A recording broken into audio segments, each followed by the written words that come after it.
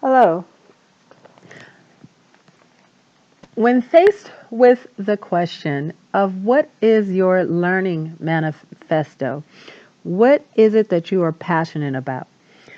My answer always comes back to project-based learning, as project-based learning is the key to success in the classroom. It can increase scores, it can increase student engagement, it can increase the use of technology, and it can absolutely work on both local, state, and national levels. In fact, it can work globally, depending on the project that you've had. But first, it's important to identify what is, in fact, project-based learning.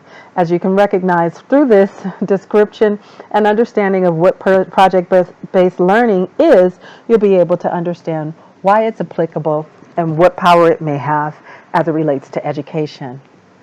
So let's get started. What is project-based learning? Project-based learning is a dynamic classroom approach in which students actively explore real-world problems and challenges and acquire a deeper knowledge of whatever the project is. It is learning that is contextual, creative, and shared. It is learning that requires those 20th century skills, which are collaboration, critical thinking, creativity, and communication to answer challenging questions and/or solve complex problems. It is a method of teaching which makes learning relevant to students and helps them to see a purpose for mastering state-required skills and content concepts rather. It is not just rote sit and get. It helps them to actually have hands-on learning. It is non-standardized learning and non-standardized assessment. In project-based learning, students are pulled through the curriculum by a meaningful question that drives them to explore an engaging real-world problem to solve or a challenge to design or create something that is tangible or useful in one way or the other. Before starting, students gain prior knowledge through inquiry and exploration on whatever the topic may be. In an effort to demonstrate what they learn, students create high-quality products and present their work to other people. So again, we're still faced with, again, what is project-based learning? A lot of people don't like it because there are so many misconceptions about what project-based learning is in today's education. So let's address those misconceptions. First of all, the misconceptions that exist are that they are not standards-based. Project-based learning assignments are not standards-based. And they believe that many people believe that they focus on soft skills such as critical thinking and collaboration, but that they actually ignore content. This is not true simply because everything that's related on this project is contents-based. It is based on the entire curriculum. You can address those objectives using using a project. Another misconception is that younger children are not ready for this rich content, that there's not enough instruction time to actually teach a project, and that that it's more of a priority to teach the basic literacy and math skills first over doing these projects. It's important to know that these projects can address basic literacy and math and get those students engaged in learning and understanding why is it that I need to know math and why is it that I need to know how to read. And that addresses the content through this actual hands-on relevant learning. Another misconception is that project-based learning is only for older students or for fluent English speakers or those who don't have learning disabilities. Project-based learning actually speaks to those students who do have learning disabilities. Those students who didn't have those social skills are able to work through social skills either through technology or the constant interaction and collaboration with groups. Those students who have learning disabilities have another capable way or another resource of expressing themselves in non-standard formats. So the pen and paper is no longer there. They can look at their reports, and their basis of their grades is not on their ability in one area specifically, but then allows them to have more voice and choice in how the representation of what's considered a possible grade. Younger students benefit from this as well as older students as well, too. Project-based learning is too hard to manage and or doesn't fit with my teaching style. Well, this one may be one of those misconceptions, in fact, that are true. If your teaching style is sit and get, then this project-based learning is not for you. If, however, you are more in line with recognizing that all students don't learn in the same way, and that having that level, providing students with the exploration, real world concepts, then you are then presented with a new method of getting to every single learner and creating differentiation. There we go. Another misconception is that project-based learning is the same as making a product, hands-on learning, or doing an activity, and that is absolutely not true. Projects are easy. Project-based learning is totally different, and projects can then lead to a full-on project-based learning, but they are smaller projects within the project of project-based learning itself. A project takes too much time as the final one, but this is not true. You can take it in small bites. You could take it in large doses, however you choose to do it. A project can be 2 days, 2 weeks, 2 months, 2 semesters, but the project is what you make it. And using the KISS method, which is keep it simple and short, then you can absolutely follow a project that works for you in your classroom. Let's look at what the differences are between projects and project-based learning. So, as you can see from this graph, a project is very different. Some of the key points I want to point out here are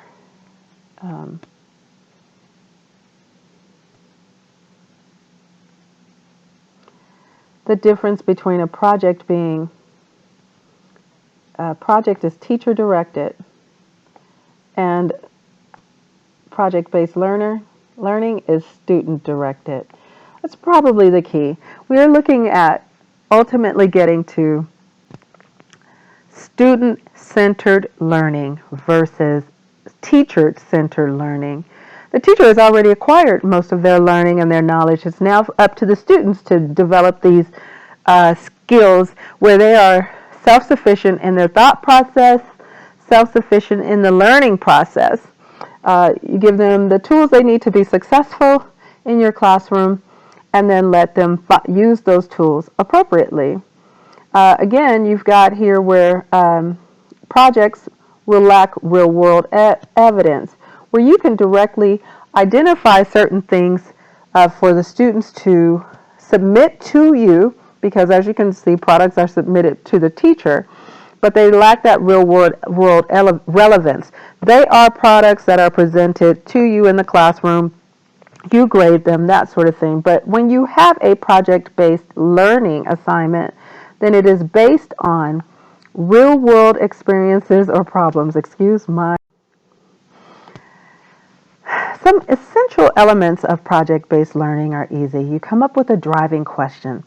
That is an open-ended question where students explore or capture the task. After that, you have to come up with significant content. That significant content is based on, focus-based on standards-based skills and key concepts. So it's always surrounded about the actual content. It is nothing that is outside of the content or not relevant to your actual planning in the classroom. It incorporates these 21st century skills. And these 21st century skills, of course, are all of the things that you want your students to be able to do in the real world, which are critical thinking, problem solving, collaboration, and communication. That second item there in the 21st century skills, problem solving, is something that a lot of the students that are walking into your classrooms today are not coming in there with, that problem solving and critical thinking. Giving them this opportunity to work together to create, to solve these problems is a huge tool in life today. You want to give them that skill for sure. Additionally, you've given them an opportunity to do some in-depth inquiry, which is rigorous, extended process of questioning using resources and developing responses. A true need to know where the students are able to recognize the need to gain knowledge, not just you as a teacher, but the students recognize their need to gain knowledge, understand concepts, and apply the skills in order to answer those driving questions that have been created and then create those project products. Voice and choice is a key aspect of this. In today's world, students need to be allowed to make some choices about those products that they are going to create and how these products will work and how they will use their time and developing time management skills. You will, as a teacher, go through and provide them with guidance. However, they are using their voice and choice in the classroom and on this project. Again, it is a release of the teacher. It is no longer teacher focused, but student focused on their ability to interact effectively with one another and create their own time management and create their own product. Project-based learning is a wonderful. Again, it gives them an opportunity to revise and reflect, where they get to provide each other peer-to-peer feedback and come up with additions and changes that can help develop their products and think about their learning. At the end of the entire product or learning assignment, so to speak, you will create a public audience for your students to present to. And these presentations will go to other people that are beyond just your class, where they come up and give a speech and talk about what they've created. But they also can speak to the entire school versus just their class. They could speak to a community group versus just their class. However you've determined who their public audience is to be, then these are the people that they are going to do the presentation to. So in this world where we are, one of the content requirements is to teach students how to listen and speak effectively. That not only happens with a group collaboration and peer-to-peer collaboration, but also how to provide themselves with public speaking, how to conduct themselves effectively in a public speaking situation. And effectively present their products to a group.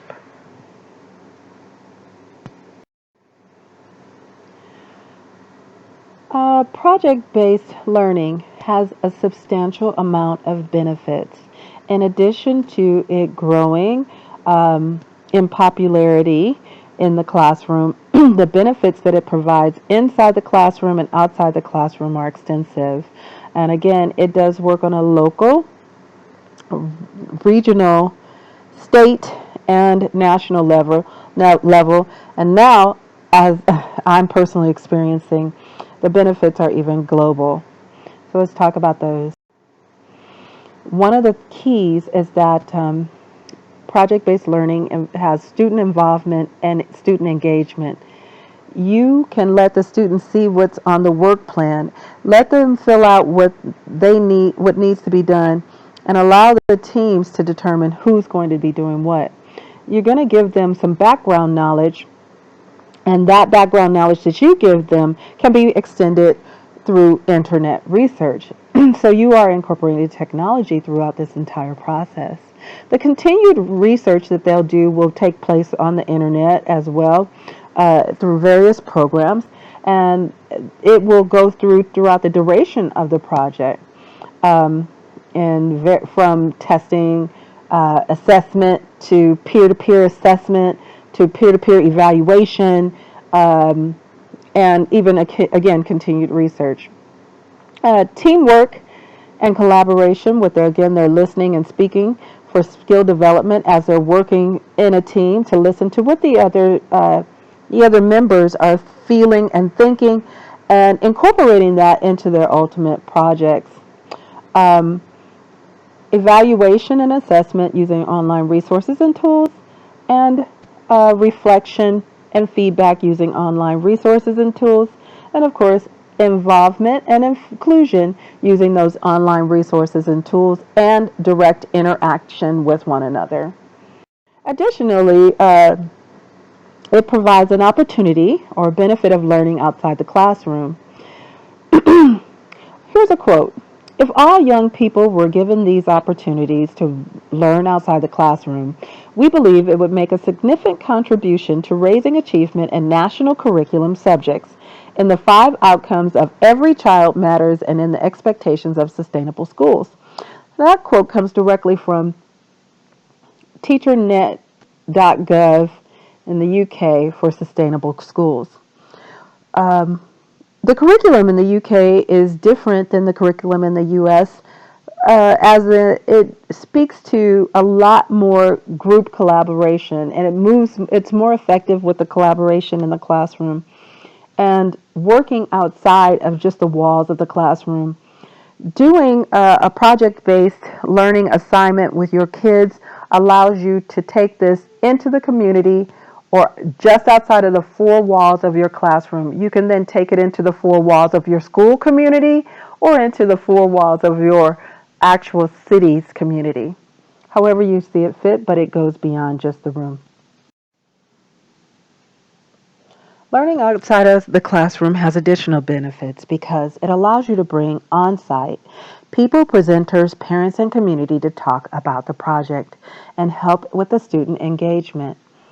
Additionally, you are giving students an opportunity to visit or tour off-site facilities within the community to again invoke their engagement and create an encouragement and insight, a willingness, or the relevance, again the relevance of this project to their real world learning. You have community interaction with resources and people to build that continued knowledge even after the project. And then you have material and product development that takes place outside of the classroom that can continuously be seen, whether it be a garden, a mural, artwork, or bridges, whatever the students may be doing. Throughout the entire process, you are able to use technology, which will be continuously incorporated. The benefits of project-based learning are vast. And as we look through the next aspect of this presentation, we're going to talk about how you can take technology into the project-based learning on the journey through project-based learning. So let's have a look at this YouTube video, which identifies what it's like to use technology on a project-based learning assignment.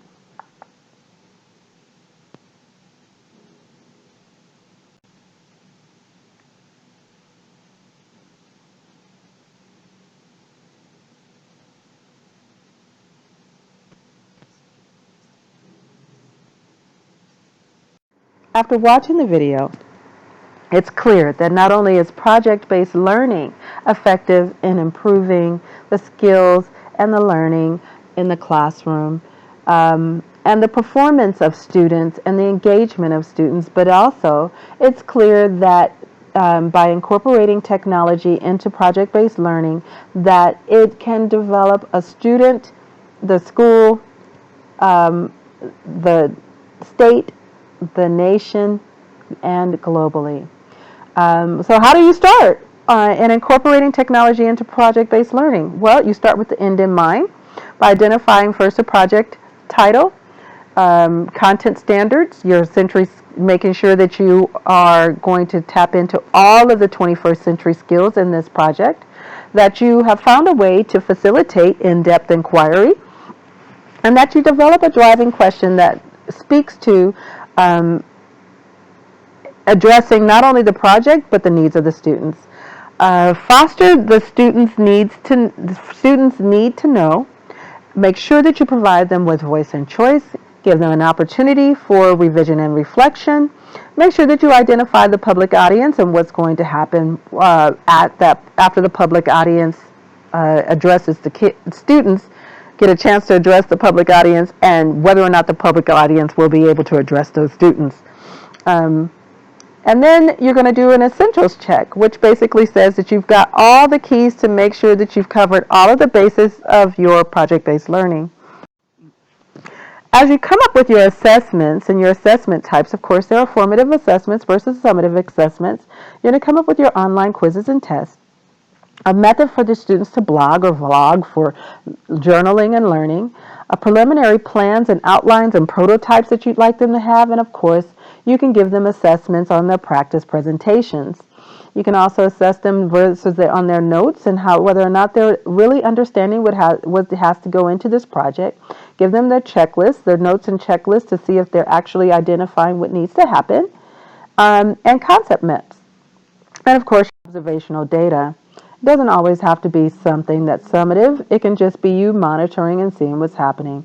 These summative assessments, you want to make sure that they have given that if they're doing this oral presentation, that you give them a rubric that is key to identifying what's required in your classroom, for the final assessment.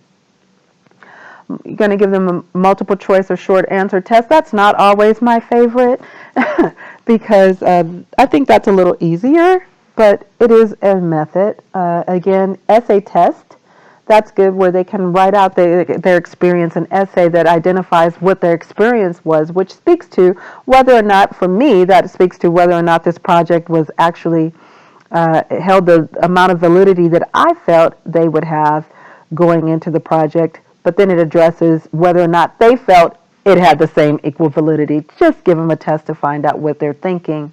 Additionally, you can give them a product and performance evaluation, and again, you're going to ask them, provide them with a rubric that tells them what this score is based upon. Give them a peer evaluation. You can have their peers evaluate how their performance was, and that's separate and exclusive of the audience evaluation. And of course, a self-evaluation. You can take a grade on what they think they've done.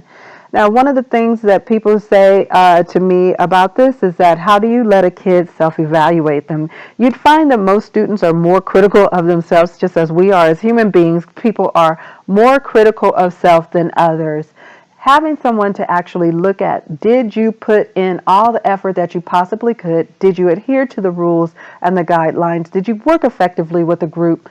And if you are able to do that, and what do you think you did? How was your performance? That is a valid assessment. Of course, you can come up with your own ideas that too fit as a summative assessment. When coming up with a public audience, you have to ask some key questions about where will the student work live after the project is over. Is it going to be kept on the internet? Is it going to be housed on USB drives? Is it going to be something that is presented to a group of people? Where is it going to go? And then who is it going to benefit? And how will this project be remembered in future years? Also, you want to make sure that your audience, what is your audience going to be able to do with your students? Now, for younger students, you don't want your audience to quiz them or assess them in most cases.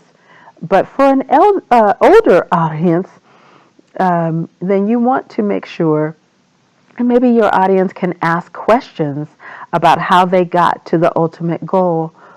And you can either provide them with a list of questions to ask the students as they go around touring their various projects, or you can have them develop their own questions and then answer maybe a few check this box or 1 through 5 evaluations of your own that maybe you've developed based on the questions that they've designed.